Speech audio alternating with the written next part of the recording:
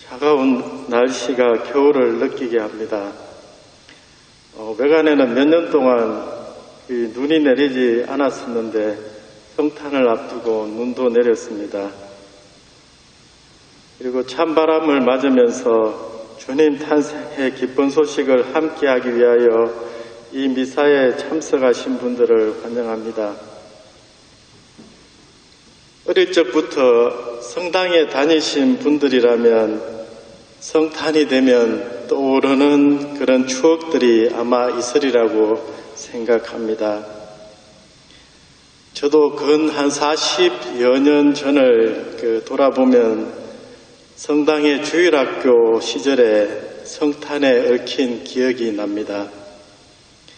본당 신부님께서 성탄을 한 달 정도 앞두고 큰 선물을 내걸었습니다. 성탄 때까지 마테오 복음 전체를 다 외우면 학생들에게 자전거를 한 대씩 선물해 주겠다고. 당시로서는 정말 어마어마한 경품을 이렇게 신부님께서 내거셨습니다.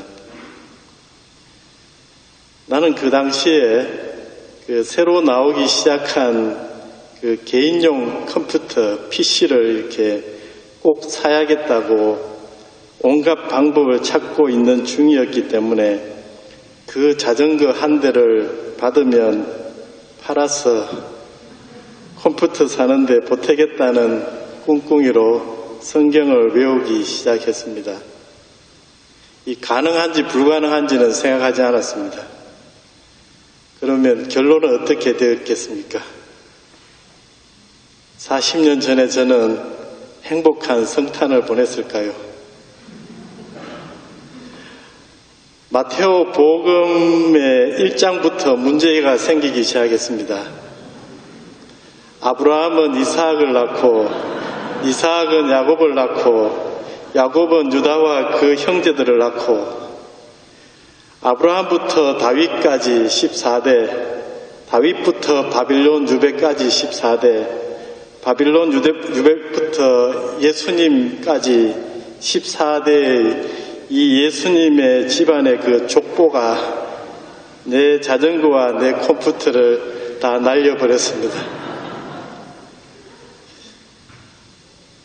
아브라함은 그래도 드러나 봤지. 여호야킨은 스알티엘을 낳고 스알티엘은 저룹바벨을 낳고 저룹바벨은 아비훗을 낳고 끝도 없이 이어집니다. 만일 예수님의 족보를 다 건너뛰고 예수님의 탄생 이야기부터 시작했으면 혹시 제가 자전거를 손에 넣었을지도 모르겠습니다.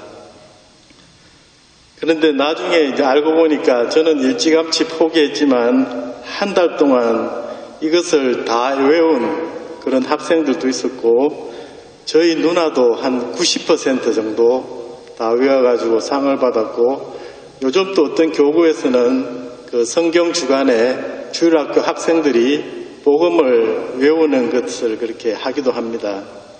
이 불가능한 것이 아니었던 것 같습니다. 오늘 밤 그 유다 지방 베들레헴에서 신앙 안에서 고대하던 구세주께서 탄생하셨습니다. 호적 등록을 위해 조상들의 고향으로 여행을 하고 있던 요셉과 마리아에게 아들이 태어났습니다. 그 긴 족보의 끝에 마지막으로 오실 분이 탄생하셨습니다.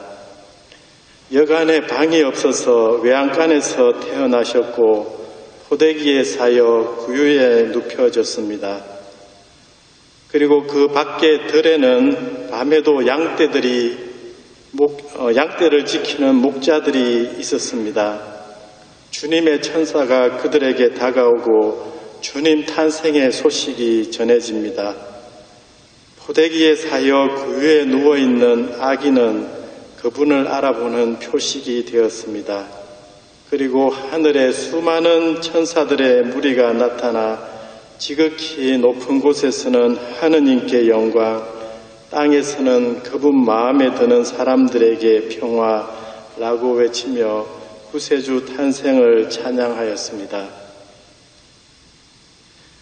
아브라함이나 다윗이나 솔로몬이나 구약의 대단한 인물들이 그 시대를 살아가며 밝은 빛을 낸 인물들이었다면 예수 그리스도의 탄생은 그 모든 빛이 모이는 장소, 과거에 빛나던 기억이나 기록들이 참 의미를 갖게 하는 참된 빛이셨습니다.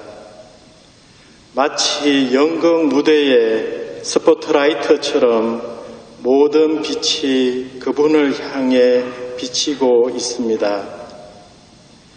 예수님 탄생 700년 전에 활동했던 이사야 예언자는 오늘 제1독서에서 구세주의 탄생을 아름답게 이야기합니다. 어둠 속을 걷던 백성이 큰 빛을 봅니다. 암흑의 땅에 사는 이들에게 빛이 비칩니다. 우리에게 한 아기가 태어났고 우리에게 한 아들이 주어졌습니다. 그는 이제부터 영원까지 공정과 정의로 그 왕국을 굳게 세우고 지켜가리이다. 그리고 내일 성탄 남미사에서 듣게 되는 요한복음에서는 한 처음에 말씀이 계셨다. 그분 안에 생명이 있었으니 그 생명은 사람들의 빛이었다. 모든 사람을 비추는 참 빛이 세상에 왔다. 말씀이 사람이 되시어 우리 가운데 사셨다. 그 아득한 곳, 시간과 공간을 초월한 곳에 계시던 분이 사람이 되셨고 우리 가운데 살고 있는 신비를 우리는 이 밤에 경축합니다. 이 세상에 공정과 정의를 세우실 분, 참된 평화를 약속하시는 분, 우리의 어두움을 몰아내시는 분, 우리에게 참된 생명을 주시는 분의 탄생을 우리는 다 함께 기뻐합니다. 그러면 신부님, 이거 좀 읽어주시겠어요? 죄송합니다. 이 세상은 평화롭지 못하고 정의롭지 못하고 인간과 피조물의 생명과 공존이 위협받고 있고 가난한 이들의 고통은 더욱더 커져가고 빈부의 차, 계급의 차, 권력의 유무, 남자인지 여자인지 나이가 많은지 적은지 종교나 성적 지향에 따라 수많은 차별이 존재하기도 합니다. 예수님께서 태어나신 땅 역시 지금까지 폭력과 보복의 역사 속에 있으며 20세기에 벌어지는 살상과 무차별적 폭력인 전쟁은 구세주 탄생 2000년이 지난 지금까지 어둠에 짙게 깔려있는 세상의 현실을 바라보게 합니다. 세례를 통하여 그리스도인으로 새로 태어난 우리들은 구세주의 참된 빛과 참된 생명, 평화를 드러내는 사람, 이 세상에서 우리와 같은 삶을 사셨던 분의 영광에서 드러나는 그 빛을 이 세상에 반사하는 사람, 우리 주위의 어둠을 그 빛으로 없애는 사람이 되어야 합니다. 세상에 참된 평화의 메시지를 전하는 사람이 되어야 합니다. 70여 년 전으로 돌아가 보고 싶습니다.